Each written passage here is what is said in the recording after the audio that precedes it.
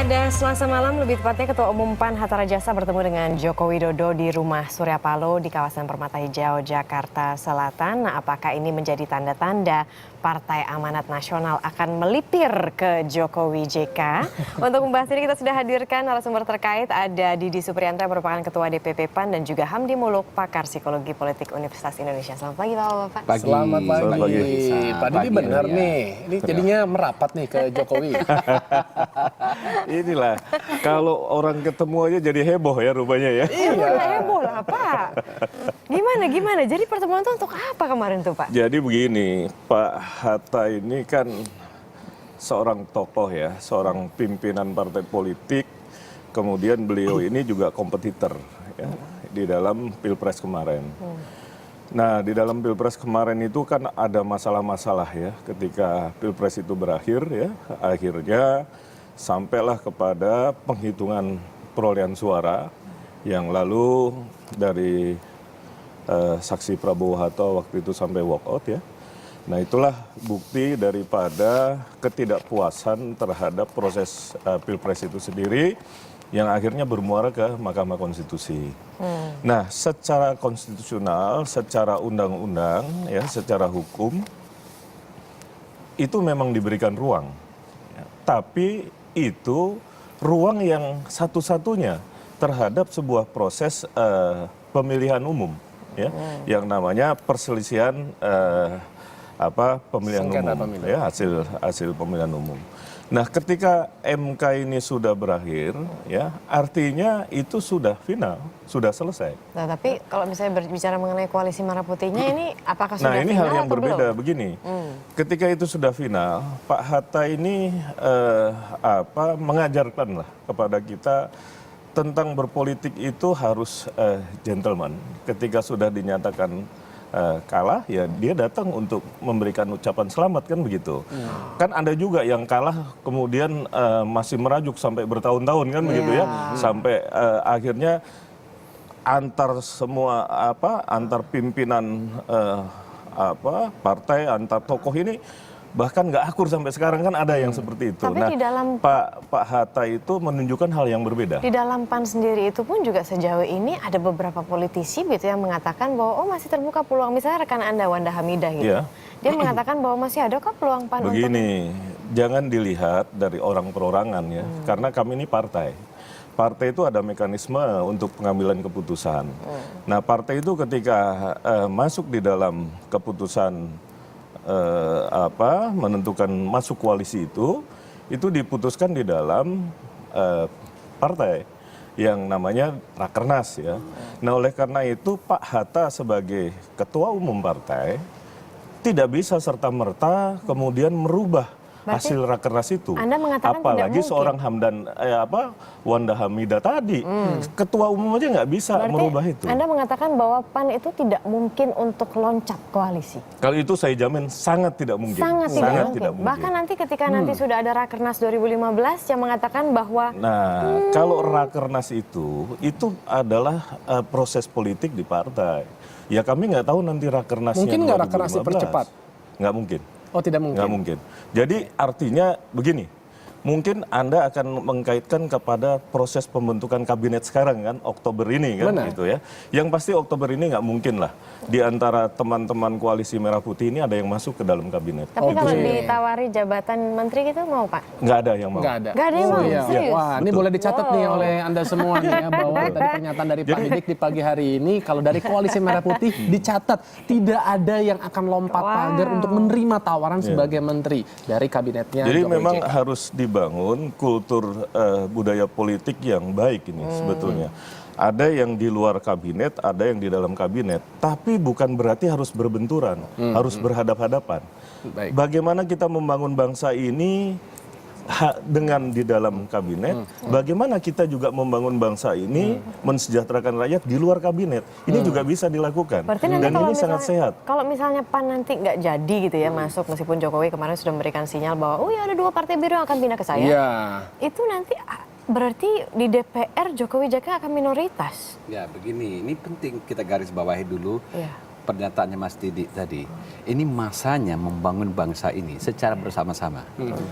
sikap yang betul dalam berpolitik hari ini. Kemarin betul bahwa sampai keputusan MK itu keluar, itu masa berkompetisi, katakanlah berseteru, ya dengan sengit gitu ya. Karena pada waktu itu terjadi kontestasi kan, kontestasi pun sebenarnya harus dipahami bukan perang loh, bukan konflik. Tapi kontestasi adalah kita mencari orang terbaik ya, dari yang terbaik yang ada, dan kita adu mereka dalam adu gagasan, sehingga yang gagasan terbaik kita kasih mandat kan untuk jadi presiden itu. Sekarang sudah kan ada begitu kan. mandatnya. Mandatnya sudah ada, sudah terima, suka tidak suka. Jadi nggak boleh lagi orang mengatakan saya nggak mau terima, nggak bisa. Kalau kita bernegara harus diterima sebagai diterima, kenyataan, dan toh ya itu akhirnya? ya diterima kan. Tapi belum ada ucapan selamat ini. Sudah. Oh, sudah ya? Sudah kemarin. Tapi semalam. maksud saya dari calonnya. Dari calon. Oh, Tapi kalau tanggapan dari Secara Prof. budaya politik ini Iya, iya. sebuah Iya, budaya politik yang bagus Iya, loh betul. dibangun. Tapi Tapi kalau- terlambat Pak. Harusnya setelah pas itu- ketok itu MK, Ah, yang paling elegan kan calon kontestannya itu langsung yang memberikan. Mungkin masih mengkalkulasi dulu Pak, mana Ya. yang lebih menguntungkan dan Oke. tidak gitu kira-kira. Jadi maksud saya, fasenya sekarang adalah fase kita membangun bangsa ini bersama-sama, kan begitu kan ya. Nah, dalam konstitusi kita diatur bahwa memang ada yang punya kewenangan eksekutif presiden dan jajaran ke bawah, dan ada kekuatan check and balances ya. DPR. Nah, tapi harus kita pahami dalam sistem dalam sistem presidensial kita tidak seperti dalam konteks parlementer kan, bahwa yang namanya check and balances dalam parlementer itu memang semangatnya ya adalah beroposisi itu kalau bisa di delegitimasi pemerintahan itu, kalau kita siap kita gantikan pemerintahan itu. Jadi ada kemungkinan pemakzulan menurut Anda? Tunggu dulu ya. Maksud saya itu kalau dalam parlementer semangat beroposisi itu begitu. Ya. Jadi dia kritik kebijakan. Kalau kebijakan itu nggak bagus, dia bilang pakailah kebijakan saya. Jadi saya gantikan Anda. Jadi pemerintahan diganti, perdana menteri diganti misalnya, atau beberapa menteri juga diganti, tergantung konstelasi kekuatan di parlemen. Kalau parlemen bilang saya tidak percaya dengan pemerintahan, mesti tidak percaya, ganti kan? Dan itu hal yang biasa dalam parlementer. Sedangkan di ganti-ganti presidensial? gitu. Dalam sisi presidensial kan dijamin bahwa kekuatan eksekutif itu termnya permanen, katakanlah begitu. Semangatnya 5 tahun. Hanya boleh diganti per 5 tahun lagi lewat pemilihan umum presiden itu. Begitupun parlemen. Jadi dua kekuatan ini kan saling tidak saling bisa membubarkan. Mereka hanya saling check and balance. Nah, filosofinya apa? Ya, filosofinya adalah bahwa misalnya pemerintahan itu tentunya kebijakannya perlu dikritik, perlu diberi masukan, semangatnya begitu supaya dapat yang terbaik berakyat kan. Jadi bukan asal menjegal ya, supaya presidennya terjungkal. Tidak Kan bermaksud nggak begitu menjegal, Prof. semangatnya kan. Tapi apa jadinya kalau memang ternyata Impeachment itu hanya dimungkinkan oleh undang-undang nanti ya. Kalau presiden bisa dibuktikan ya melanggar konstitusi, membahayakan negara, berkhianat terhadap negara ya, dan itu pun harus 2/3 minimal MPR bersidang dan mereka sepakat presiden melanggar konstitusi, diajukan ke Mahkamah Konstitusi, ya kan? Begitu mekanisme pemakzulan itu panjang. Berarti Jadi kalau konstelasi sekedar misalnya tidak setuju dengan policy pemerintah, kebijakan, nggak tidak bisa dimakzulkan. Tapi kalau misalnya Begitu. kita lihat konstelasinya tadi kan Prof. Hamdi mengatakan 2/3 atau ya? Itu kalau untuk pemakzulan nanti Iya, ya. untuk pemakzulan. Iya. Kalau misalnya kita lihat petanya sekarang, peta Betul, koalisinya itu bisa. sudah mencapai 2/3 belum? Iya, 2/3 bisa ya, untuk mengganjal saja. Tapi yang saya maksudkan begini, presiden tidak bisa dimakzulkan misalnya. Katakanlah dia salah mengambil kebijakan. Dan itu hanya bisa dilakukan kalau presiden bisa dibuktikan melanggar konstitusi, berkhianat pada negara, hal-hal yang gawat-gawat lah, gitu loh.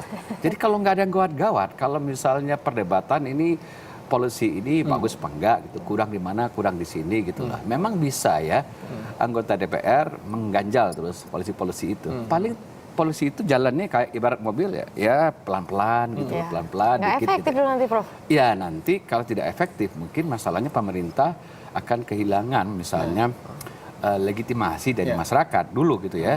Ya paling tidak efektif, paling hukumannya kan 5 tahun lagi. Baik, Begitu. Prof. Ini saya juga tertarik nih dengan adanya pertemuan kemarin diadakan oleh Pak SBY di Cikeas ya dengan Koalisi Merah Putih. Kira-kira apa sih planning dari SBY ini mengumpulkan Koalisi Merah Putih ini?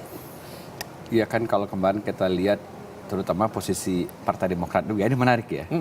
Partai Demokrat yang sinyal dikirim Pak SBY, Partai Demokrat khususnya menjadi penyeimbang. Betul. Maksudnya begini, tidak serta-merta juga berkoalisi dengan koalisi Merah Putih dalam pengertian asal mengganjal kebijakan presiden nanti.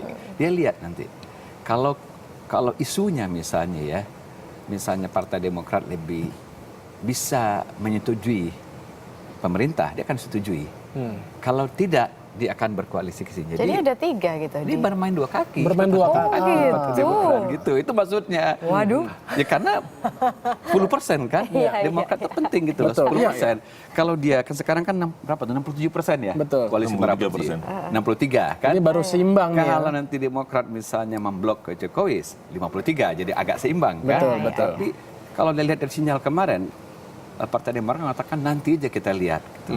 Jadi kita tuh tidak permanen maksudnya gitu. Nanti kalau polisi parlemen kebijakan pemerintah itu bagus, ya Demokrat mendukung. Mungkin harus kita pahami cara berpikir politisi ini menurut saya. Politisi dimanapun ingin mendapatkan kredit politik dari masyarakat kan. Yes. Karena nanti dampaknya adalah pemilihan umum berikutnya. Kalau partai itu mendapat nama, ya kemungkinan dia akan dipilih kan. Baik. Iya, betul. Semua politisi pasti bertanya Mas Didi, pasti itu tujuannya. Beroposisi pun nanti ya tujuannya adalah politik kan. Nah itu maksud saya. Jadi dalam konteks begitu Partai Demokrat menurut saya cerdik sebenarnya. Tapi kalau menurut Prof ini di antara koalisi Merah Putih, partai mana yang lebih berpeluang untuk lompat pagar? Kalau Demokrat tadi sudah Prof kita bicara dulu yang tidak paling berpeluang. Yang paling tidak peluang. Tidak berpeluang tentunya Gerindra dan PKS. Baik. Ini banyak sebab lah. Sebagian juga tumpuk-tumpuk lah penyebabnya. Ya. Bagaimana Ya, persentase psikologisnya dengan sulit, Golkar, gitu ya. PAN ataupun juga Kalau P3, saya lihat PBB? yang paling fleksibel tadi kan Demokrat kan. Ya. Sekarang sudah kirim sinyalnya. Kami penyeimbang dalam pengertian tadi, kami bisa ke sini tergantung isu gitu, gitu kan ya. Baik. Yang paling mungkin yang kedua juga PAN sebenarnya. PAN nggak mau ikut, Demokrat kan gitu. oke, Ya, SBY, kalau- PAN kan Pak Kalau Hatta, udah analisanya Besanan, Profesor benar. ini, kalau PAN dikategorikan untuk mudah pindah, saya kira hal yang sulit buat kita. Karena apa? Pak Hatta ini ketua umum PAN, ini pengantennya di dalam Pilpres. Masa pengantennya lari, pendukungnya ditinggalkan? Nggak mungkin kan begitu. Pak SBY ini udah mau melipir nih Pak. Nah, begini, Pak SBY itu menyatakan untuk penyeimbang itu, pemahamannya mungkin beda saya dengan Profesor ya. Kalau Prof Hamdi tadi kan penyeimbang bisa masuk tetap di koalisi Merah Putih, bisa lompat ke sini gitu. Bukan itu maksudnya yang kami tangkap. Yang kami tangkap itu adalah penyeimbang pemerintahan. Jadi kami ini dalam koalisi yang bulat, ya koalisi Merah Putih ini memang jumlahnya 63% ya, mereka jadi 37%. Nah, tapi 63% ini bagian kekuatan untuk menjadi penyeimbang pemerintahan, melakukan kritik kepada pemerintah, melakukan koreksi kepada pemerintah ketika pemerintah itu tidak pro rakyat. Sebetulnya ini bagus, makanya saya bilang ini sebuah politik yang sehat ke depan ini. Jadi jangan kemudian diganggu-ganggu terus harus ini pindah ke sini supaya ini kuat. Nanti kalau semuanya di pemerintah semuanya kuat, kejadiannya yang mengkritik nanti nggak kuat. Nah, lebih baik Pak Jokowi dan kawan-kawan ini konsentrasi ya membentuk kabinet sebaik-baiknya, sebagus-bagusnya, lalu melaksanakan janji-janji yang sudah disampaikan di dalam kampanye. Koalisi Merah Putih senantiasa akan mendukung apabila kebijakan itu pro rakyat. Makanya Tapi kemarin kalau ada- tidak pro rakyat, inilah yang akan kita kritisi dan ini juga kebaikan untuk rakyat. Jadi yang nanti menang itu adalah rakyat. Ini Gitu. politisi Patris Rio Capella dari Nasional Demokrat kemarin mengatakan bahwa pertemuan semalam itu untuk ingin menyamakan persepsi gitu. Memang apa sih yang Ya, ingin disamakan? saya kira persepsinya itu tadi. Yang tadinya tadi Prof bilang, yang tadinya berseteru gitu ya, berseteru Selesai tanda dah. kutip ya. Itu kan berseteru dalam rangka Pilpres. Ini kan begitu putusan Mahkamah Konstitusi selesai ya selesai. Kalaupun ada perkara-perkara yang masih gantung di Mahkamah Agung, kemudian di kepolisian, ini kan bagian dari proses pemilu yang masih belum selesai, yang masih menjadi tunggakan perkara. Tapi proses Pilpresnya itu sendiri selesai dengan putusan MK. Nah, disinilah mari kita membangun bangsa ini, ya, yang membangun dari sisi pemerintahan silakan. Yang membangun dari sisi di luar pemerintahan ya sama-sama. Baik. Gitu. Terima kasih banyak Pak Didi Suprianto yang merupakan Ketua DPP PAN dan juga Prof. Hamdi Muluk, pakar psikologi politik Universitas Indonesia. Dan tadi kita sudah mendapatkan satu pernyataan yang sangat membahagiakan karena ada satu statement yang jelas sekali dari suaranya Pak Didi Suprianto bahwa memang PAN dan juga Partai Koalisi Merah Putih ini tidak akan melakukan lompat pagar setidaknya sampai nanti pelantikan 20 Oktober ini. Jadi tetap konsisten untuk menjadi penyeimbang. Tapi Rakernas juga 2015, Iya, ya masih itu kan lama. lagi masih 2005. lama. Kita lihat, kita akan pantau terus ya.